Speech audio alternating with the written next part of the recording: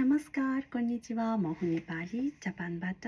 आज चाहिँ म तपाईँहरू जापानमा हुनुहुनेहरूको लागि चाहिँ कसरी पासपोर्ट साइजको फोटो निकाल्न सकिन्छ त्यसको विषयमा सिकाउन गइरहेको छु।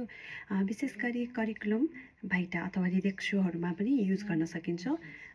4x3 सिएमको फोटो निकाल्नलाई कसरी सजिलै अनि मिनीबाट निकाल्न सकिन्छ भन्ने विषयमा सिकाउन गइरहेको छु। तपाईँहरूले स्क्रिनमा एकसाथ हेर्न सक्नुहुनेछ। सुरुमा चाहिँ तपाईहरूले मल्टिकपी डाउनलोड गर्नुहोस् र त्यसलाई ओपन गर्नुहोस् र फोटोग्राफ प्रिन्ट भन्ने लेखेको छ भन्दा माथि त्यसलाई क्लिक गर्नुहोस्। त्यसलाई क्लिक गर्नु भएपछि सबैभन्दा तल स्क्रोल गर्दै जानु आईटी फोटो प्रिन्ट भन्ने देख्नुहुन्छ।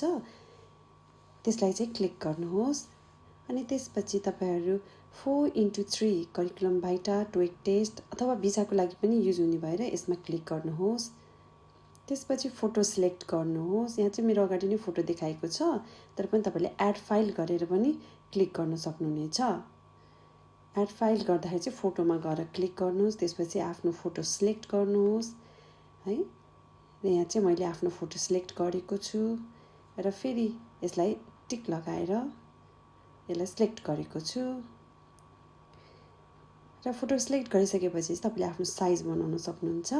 नजिक टाढा अनि टाउकोहरू नकाटिने गरेर यसमा एक्जाम्पल पनि दिएको छ, गुड एक्जाम्पल ब्याड एक्जाम्पल भनेर।